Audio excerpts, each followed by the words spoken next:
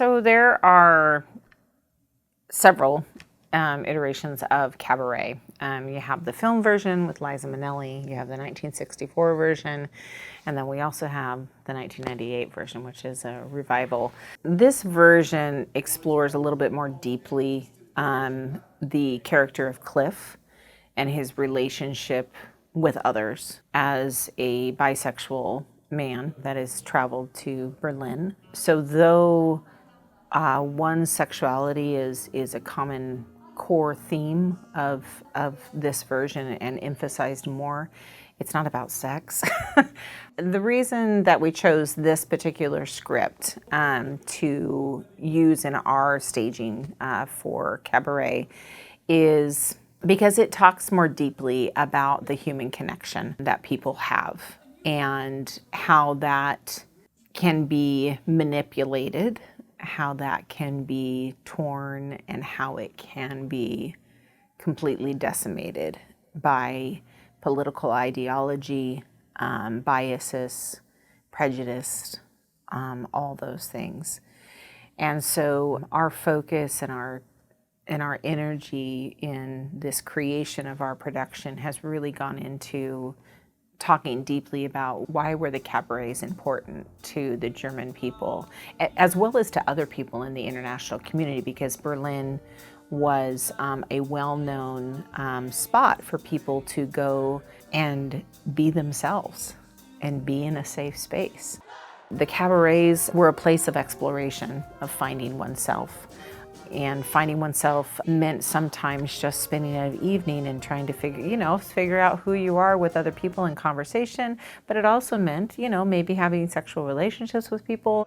So really our focus is on relationships. It is the jazz era, and that is definitely the feeling in the score and the feeling in the choreography is it lends itself to some sass and some suggestions about sexual innuendos and whatnot. But really, our focus is on the relationships that people are building as they are able to be themselves in these cabarets. And then we also, of course, have the relationship between Fräulein Schneider and Herr Schultz, which is a tragic, story between two people who fall in love and their relationship is not able to survive this political socioeconomic divide that we come across in Berlin and in Germany with the rise of Hitler.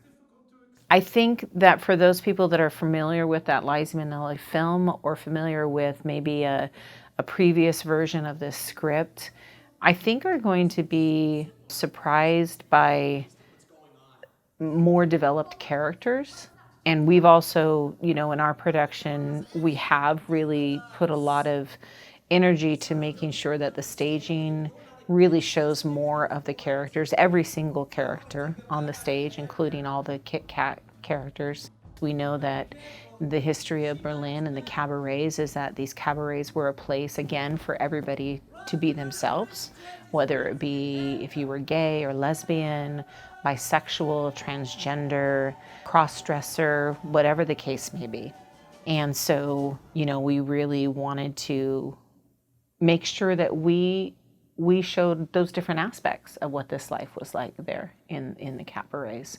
We have the day-to-day world of Fräulein Schneider's boarding house and kind of the reality of the social political environment. Then you have more of the, I wouldn't say fantasy, but it's more of an idealistic kind of fun cabaret of, and the MC says it best, leave your worries outside, right? So it's a place where you can go and escape that whatever is happening in your daily life and just not worry about people judging you and not worry about people putting their eyes on you and just everybody's enjoying themselves and having a good time. But then you also have the social commentaries. There's 3 numbers in particular, 2 ladies, which is a social commentary on the sexual exploration of the period. You have another piece called If You Could See Her Through My Eyes, which is a commentary about the Nazis' view of the Jewish population and really the stripping of the humanity of the Jewish population within Germany, as well as their ideas of how the world should work more globally. Then you have money, and money is a really interesting one. It's about the power and the greed that people are seeking, which, is also a commentary about the Nazis, because we know that the Nazis pillaged everywhere they went, stole priceless pieces of art. They stripped everybody that they put on the trains to the concentration camps. They took all of their valuables, their homes, their jewels, their clothing, everything that was dear to them, both psychologically as well as monetarily.